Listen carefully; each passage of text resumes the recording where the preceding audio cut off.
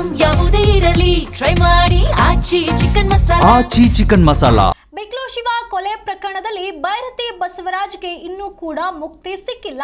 ಮತ್ತೆ ಅವರಿಗೆ ಸಂಕಷ್ಟ ಎದುರಾಗ್ತಾ ಇರುವಂತದ್ದು. ಜಾಮೀನಿನ ಮೇಲೆ ಜೈಲಿನಿಂದ ಹೊರ ಬಂದಿದ್ರು ಕೂಡ ಅವರಿಗೆ ಇನ್ನೂ ಕೂಡ ಇದರ ಸಮಸ್ಯೆಯಿಂದ ಬಿಡುಗಡೆ ಸಿಕ್ಕಿಲ್ಲ. ಬೆಂಗಳೂರಿನಲ್ಲಿ ರೌಡಿ ಶೀಟರ್ ಬಿಕ್ಲು ಶಿವ ಕೊಲೆ ಕೇಸ್ಗೆ ಸಂಬಂಧಪಟ್ಟಂತೆ ಬೈರತಿ ಬಸವರಾಜ್ಗೆ ಬಿಗಿಯಾಯಿತು ಕಾನೂನಿನ ಕುಣಿಕೆ.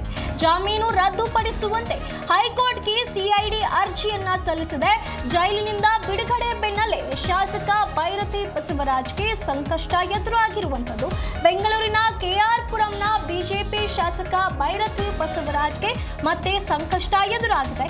ಜೈಲಿನಿಂದ ಹೊರ ಬಂದಿದ್ರು ಕೂಡ ಬೈರತಿ ಬಸವರಾಜ್ಗೆ ಸಂಕಷ್ಟ ಎದುರಾಗಿರುವಂತದ್ದು. ರೌಡಿ ಶೀಟರ್ ಬಿಕ್ಲು ಶಿವ ಕೊಲೆ ಪ್ರಕರಣದಲ್ಲಿ ಕೆಆರ್ ಪುರಂನ ಬಿಜೆಪಿಯ ಅಭ್ಯರ್ಥಿಯಾಗಿರುವಂತಹ ಬಿಜೆಪಿ ಶಾಸಕ ಬಸವರಾಜ್ಗೆ ಮತ್ತೆ ಈಗ ಸಂಕಷ್ಟ ಎದುರಾಗ್ತಾ ಇದೆ. ಶಾಸಕ ಬೈರತಿ ಬಸವರಾಜ್ಗೆ ಈ ಒಂದು ಜಾಮೀನಿಂದ ಹೊರ ಬಂದಿದ್ರು ಕೂಡ ಅವರಿಗೆ ಮತ್ತೆ ಈ ಒಂದು ಸಮಸ್ಯೆ ಎದುರಾಗ್ತಾ ಇದೆ. ಜೈಲಿನಿಂದ ಬಿಡುಗಡೆಯಾದ ಬೆನ್ನಲ್ಲೇ ಶಾಸಕರ ಜಾಮೀನನ್ನ ರದ್ದುಪಡಿಸಬೇಕು ಅಂತ ಹೇಳಿ ಸಿಐಡಿ ಪೊಲೀಸರು ಈಗ ಹೈಕೋರ್ಟ್ಗೆ ಅರ್ಜಿಯನ್ನ ಸಲ್ಲಿಸಿದ್ದಾರೆ.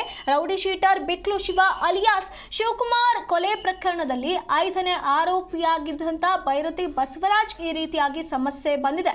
ಕೆಆರ್ ಪುರಂನ ಬಿಜೆಪಿ ಶಾಸಕ ಬೈರತಿ ಬಸವರಾಜ್ 6 ತಿಂಗಳ ಬಳಿಕ ಬಲೆಗೆ ಬಿದ್ದಿದ್ರು. ಇತ್ತೀಚೆಗೆ ಕೆಂಪೇಗೌಡ ಏರ್ಪೋರ್ಟ್ ನಲ್ಲೇ ಪೊಲೀಸರು ಬೈರತಿಯನ್ನ ಬಂಧಿಸಿದ್ರು. ನಂತರ ಸಿಐಡಿಗೆ ಹಸ್ತಾಂತರಿಸಲಾಗಿತ್ತು. ಸಿಐಡಿ ಕಸ್ಟಡಿ ನೀಡಿ 42ನೇ ಎಸಿಜಿಎಂ ಕೋರ್ಟ್ ಜಡ್ಜ್ ಆದೇಶವನ್ನ ಹೊರಡಿಸಿತ್ತು.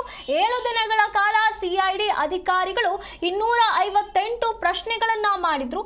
ಈ ವೇಳೆ ಬಹುತೇಕ ಪ್ರಶ್ನೆಗಳಿಗೆ ಶಾಸಕರು ಗೊತ್ತಿಲ್ಲ ಅಂತ ಹೇಳಿ ಉತ್ತರವನ್ನೇ ನೀಡಿದ್ರು. ಇದರ ಜೊತೆಗೆ ಶಾಸಕರ 2 ಮೊಬೈಲ್ಗಳು ಕೂಡ ಸಿಐಡಿ ಜಪ್ತಿ ಮಾಡಿತ್ತು. ಮಾರ್ಚ್ 13ರಂದು ಷರತ್ತುಬದ್ಧ ಜಾಮೀನು ಮಂಜೂರು ಬೆನ್ನಲ್ಲೇ ಈಗ ಸೆಂಟ್ರಲ್ ಜೈಲಿನಿಂದ ಅವರು ಬಿಡುಗಡೆ ಆಗಿದ್ರು. ಆದ್ರೆ ಈಗ ಸಿಐಡಿ ಮತ್ತೆ ಈ ಒಂದು ಅರ್ಜಿಯನ್ನ ಸಲ್ಲಿಸಿರುವಂತದ್ದು ಅವರ ಜಾಮೀನನ್ನ ಮರುಪರಿಶೀಲಿಸಬೇಕು ಅಂತ ಹೇಳಿ ಈಗ ಅರ್ಜಿಯನ್ನ ಸಲ್ಲಿಕೆ ಮಾಡಲಾಗಿದೆ.